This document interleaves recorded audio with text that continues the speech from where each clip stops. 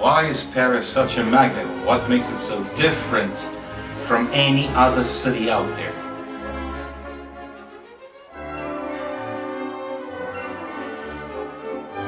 As an artist, a naturalized American, patriot, quintessential New Yorker, I still have to admit that in terms of city building, each major city in the world has to look to Paris. Why is it so attractive? Maybe it's because it has so many wonderful, gorgeous streets, buildings, churches, cathedrals, parks. Many cities have clusters of beautiful buildings.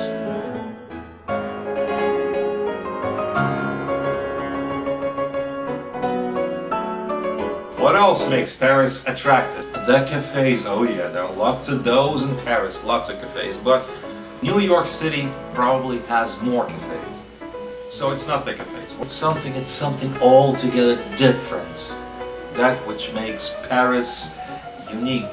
The city in which my soul takes a respite in the transparent shadow of Notre Dame. There is one person who actually went ahead and made Paris the city it is today. One person. Who was that person?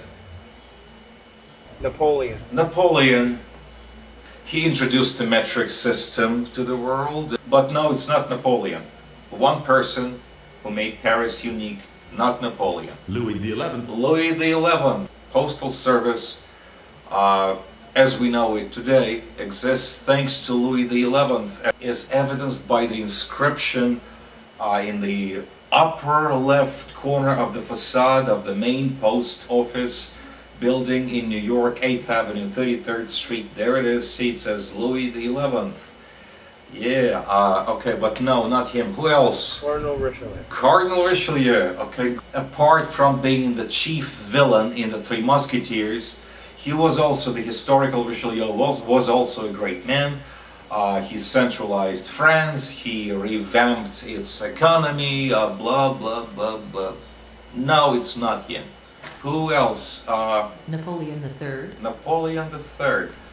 We're getting closer. Napoleon III is one of the characters, principal characters in our story, the story of how Paris was built. He's not the lead character, he gets Best Supporting Actor award. The story does begin with him. He was the original Napoleon's nephew, and at that moment when he enters the story, France was a democratic republic, which happens in France to France periodically. It becomes a democracy. So Louis Napoleon was his original name. He ran for president, the nephew of the original Napoleon, and won the election. Yeah, he became president of France, the French Republic.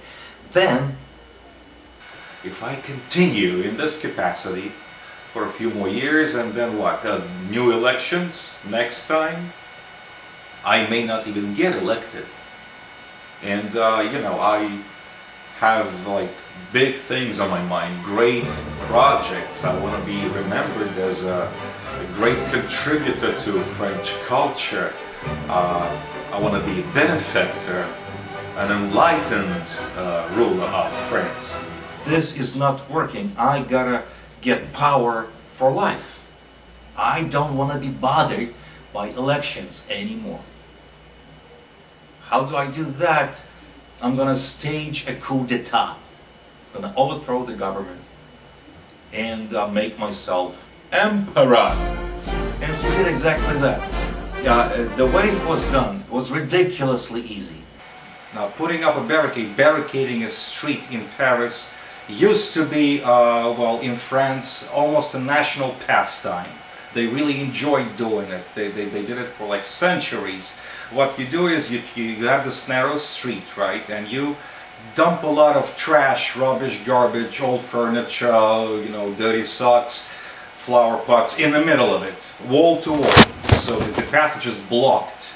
And then on top of the barricade, on top of the rampart, you put a lot of your friends, with guns and maybe a kid with a pistol, and of course, because this is France, a woman with naked breasts and a flag, okay? And there you have your barricade. You build up a few barricades around the National Assembly building so no one can get through, and you will not let the military interfere with your activity at the National Assembly. Then you go to the National Assembly and say, hey guys, I have a pistol, I'm the emperor now, please sign the paper. And that's exactly what happened. It was ridiculously easy, the easiest revolution like ever, or coup d'etat anyway. And he crowned himself emperor like his uncle. And at that point he started thinking, because that's what emperors sometimes do, they think. He started thinking, look, if this was so ridiculously easy for me, maybe somebody else will show up a day from now, a year from now, 10 years from now, and do the same thing to me, build up some barricades, and so what do I do about that? So he summoned to the palace a person whose name was, he was the prefect, his name was Georges Eugène Haussmann, funny spelling. And they put their heads together and they decided to prevent future barricading by widening the streets. Not all streets, because that would totally deface Paris, but cut some boulevards through the existing streets. So you have a network of narrow streets, and through them run those huge boulevards. Why? You can't build a barricade on a boulevard. Georges Eugène Haussmann, his agents around the city of Paris, looking for the ideal places through which to cut boulevards, buildings to demolish, stuff like that. And Haussmann was a man of impeccable taste. If you walk down a boulevard today in Paris, sometimes you see a building, a church, or just a residential house building that is sort of out of place, and it's not really facing the boulevard, it's at an angle to it. That means that Haussmann was passing by, looked at it and said, hey, this is gorgeous, we're not knocking that down. No, this stays. And so plans were made up, drawn up, and of course there was a lot of corruption. Well, it's a given. You get a lot of people and a lot of money together and you have corruption. Very few people knew the exact location of the future boulevards. The plans were secret. So some people got a lot of money together and bribed the people who had access to the plans. After which, of course, they took the plans, they looked at the plans, and here's the future boulevard, and here are some buildings. They went out there and bought those buildings on the cheap, and then sold them back to the government for a lot of money. A lot of people became very rich. Haussmann was a very, very meticulous urban planner. He, of course, he summoned architects and contractors and stuff to build new buildings on those new boulevards, to replace the demolished buildings. And he set, he had a set of rules for any contractor or architect who wanted to build new buildings on the boulevards. It has to be of a certain height, no more and no less. It has to have 5 floors.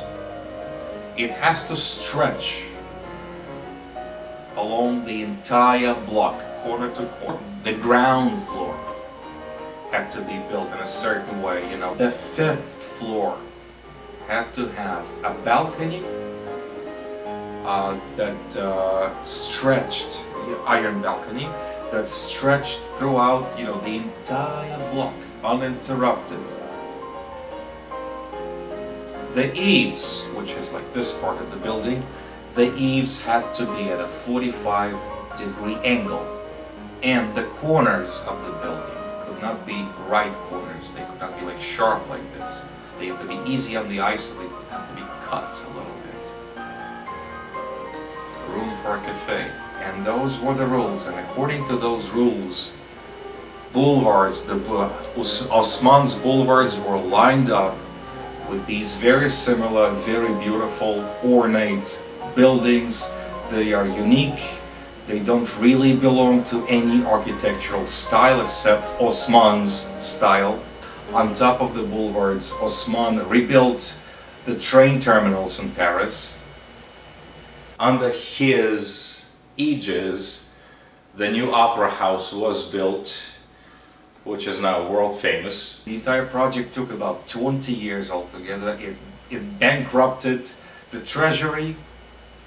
It eventually served as it was the ultimate downfall of Napoleon III demise. Osman himself had to, he went into like forced retirement towards the end of the project. But the main thing is that the finishing touch to the great masterpiece that Paris is today. Those wonderful boulevards through which Paris breathes, lined with beautiful trees and beautiful, gorgeous buildings, they make Paris unique. And the one person responsible for all that was Georges Eugène Osman. God bless.